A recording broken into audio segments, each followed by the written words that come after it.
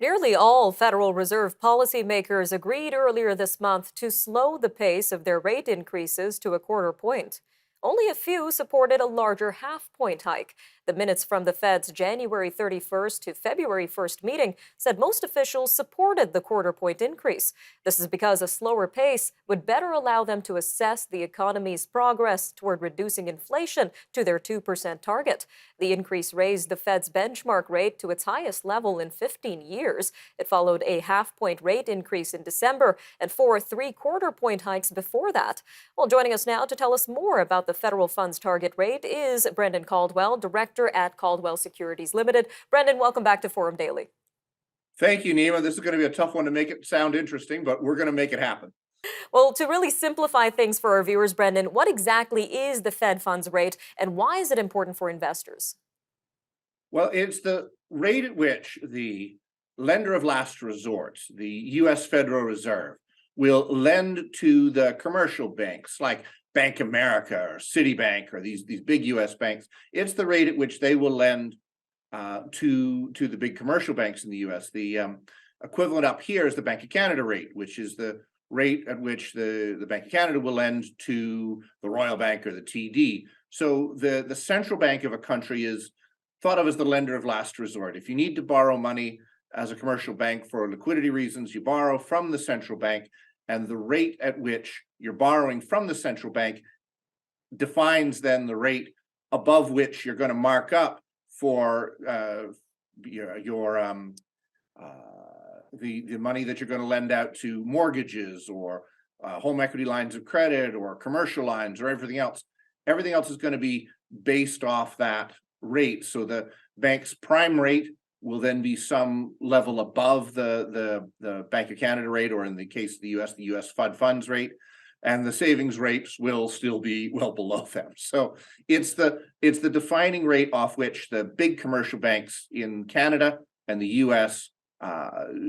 Figure out what they're going to lend to their customers and how much they're going to pay their customers to have their money on deposit. And really bringing this back home to Canada, how does the federal funds target rate impact Canadians in particular? How it actually affects is more of the price of the dollar. See, whoever is ahead or behind, there have been times when the Bank of Canada has had a pretty aggressive monetary policy. And you hear people dressed like me talking like this and using words aggressive monetary policy. It means that the Bank of Canada or the U.S. Federal Reserve is either raising interest rates or making money less available, the constricting credit, so pulling money back in from the system.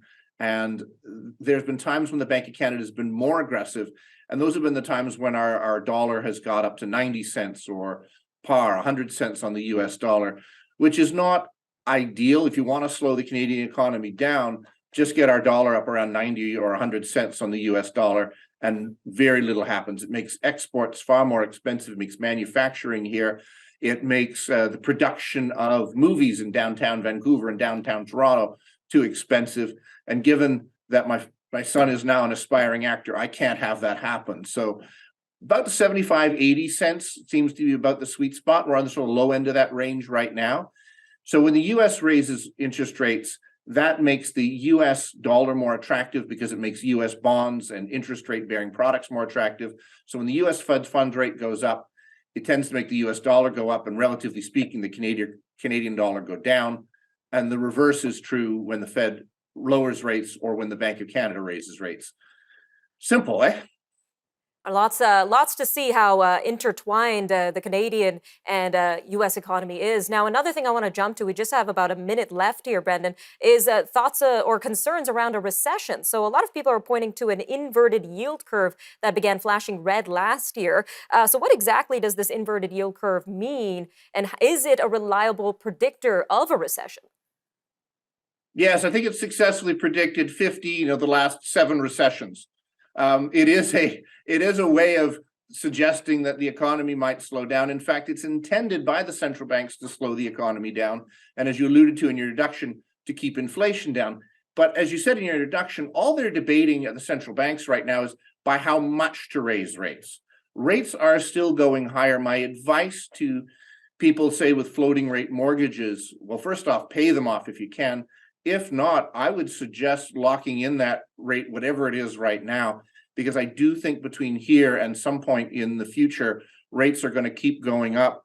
I would say even for the rest of this year and maybe into 2024, which is not the prevailing wisdom out there. So for most of your listeners that have rates that are potentially going higher, I would see about locking them in now.